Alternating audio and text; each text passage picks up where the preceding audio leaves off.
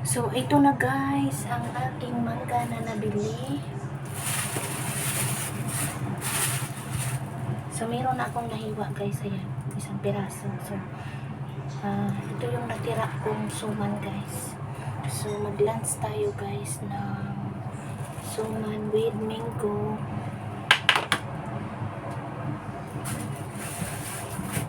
So, ayan. Hugasan muna natin guys, kasi hindi ko pa nahugasan. So, ayan na guys, nahugasan ko na. So, magpunas-punas muna tayo guys. Asa. So, ayan. So, ito kasi guys, ang gusto ko kasi nito, babalatan. Kasi maliliit siya. Saka medyo makapal yung balat. So, ayan.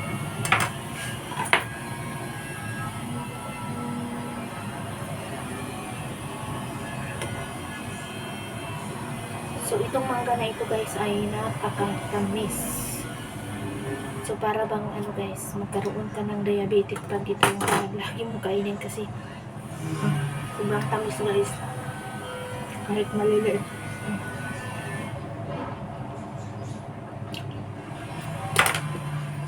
Sarap. So, masarap ito guys sa ating suman.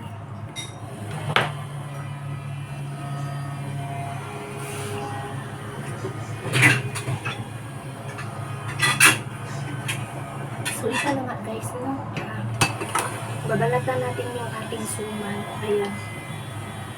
So, ito lang yung malaking ginawa ko guys. Niliki agad siya. Ayan. So, ilagay natin dito. Ayan. Yung ating suman. Pero ito, babalatan muna natin guys.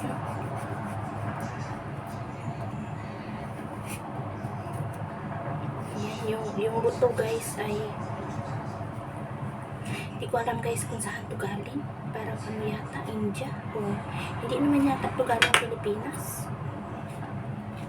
So, ayan. Ilagay natin dito. Pero ito guys, buto.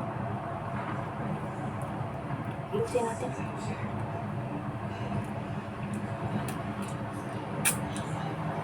Sarap. So, ayan. So, magbalat tayo guys, no? Ayan. Magbalat tayo ng isa. So, ganito lang kasi ang ginagawa ko guys nito guys. Kasi maliit siya. Kaya binabalatan ko lang ng ganyan.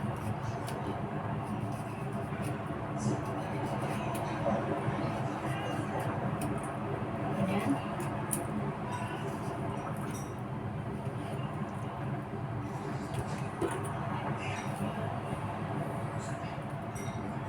So, kumakain yung binata guys. Kaya naririnig yung kanyang pinapanood.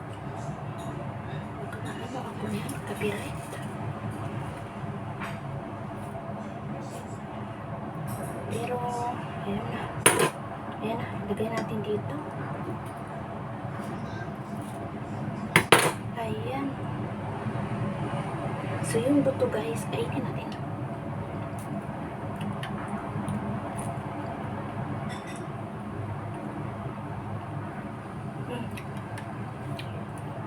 Ligpit muna tayo. Kasi yung binata kumakain din siya. Sana hindi siya pupunta dito sa kusina. So, punas-punas pa din tayo. Ayan.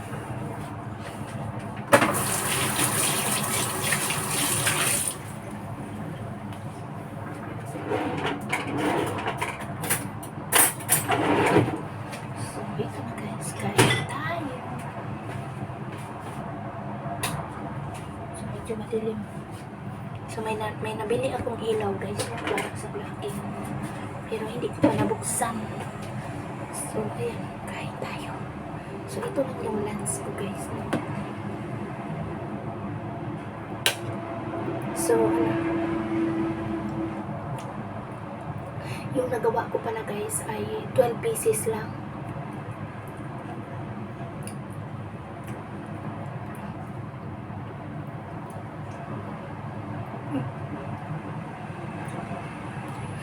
Tapos,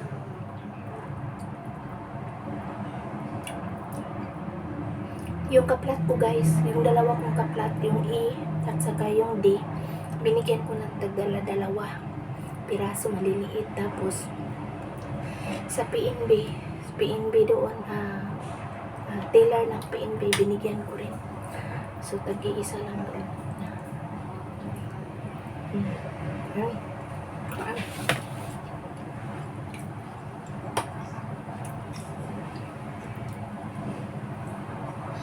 Yummy.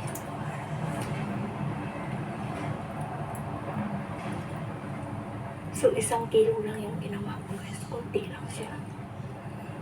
Gagawa ako ulit kasi may dahon pa.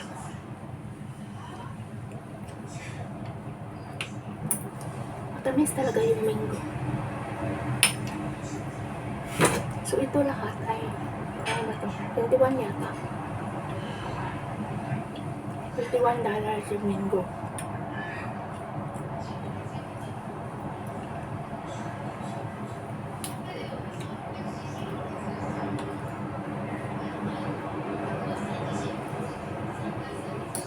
Sarap pa sana guys sa sumaning, ano talaga siya, yung mag oil pa, yung dahon mag oil siya.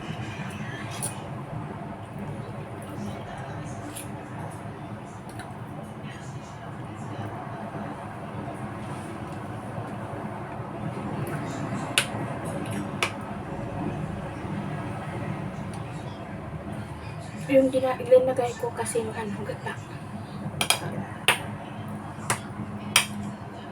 Ibang klase.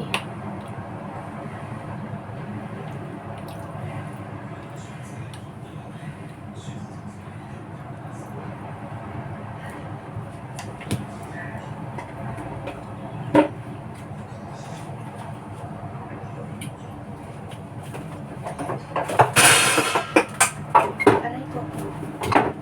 So, ito yung ano guys, ito, hindi ko ito ginamit. So, ibang brand ang nilagay ko. So, sa dispensary guys, ano lang ito, $11. Pero sa Philippine Parada kanina, nagtanong ako doon kay Madam, $16.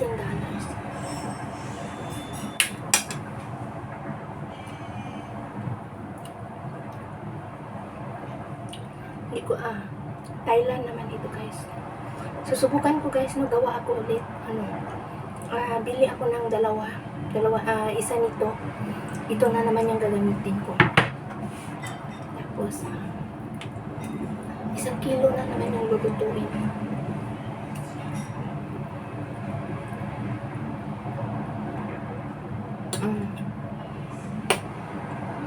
Subukan.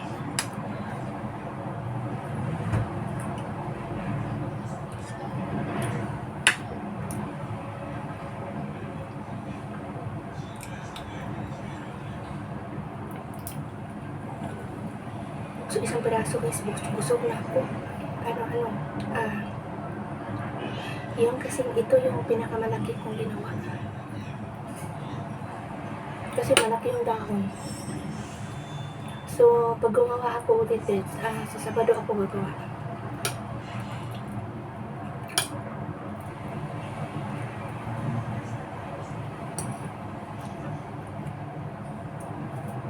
Hindi naman trabaho kasi meron nahugasan ko na yung aking dahon ay na-prepare na, ayun, nandun sa bintana nilagay ko kasi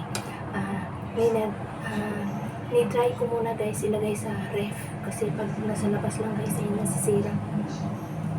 So pag kumuha ako sa Sabado guys, madali na lang kasi hindi na katulad nung kahapon na matrabaho.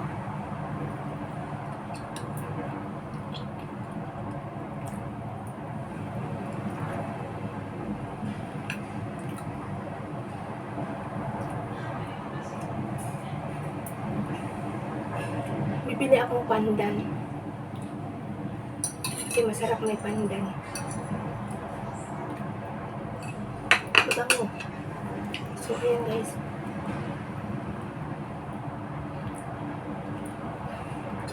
Ayan, ang liit. Binigyan pa naman ako ni Pangyaw kanina ng syrup. Tapos, pinapalitan ko sa kanya. So itong maliit guys,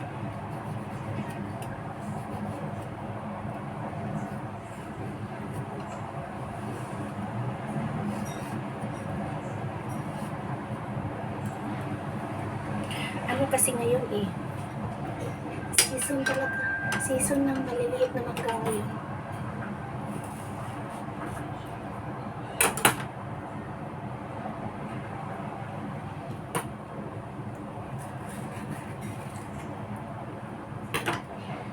Tamis.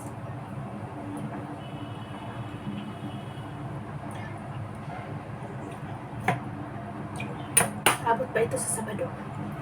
So may dalawang pa ako guys. So mayroon mangga, dalawa na lang.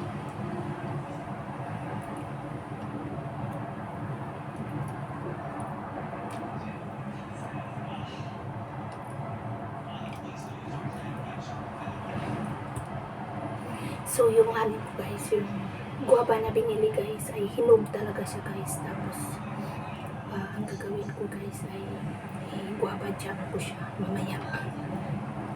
So ito guys, so i-guava jam ko na lang siya para hindi masayang kasi ayaw ko na siyang kainin. Mas masarap pala yung green pa, basta galing ng Taiwan. Sarap.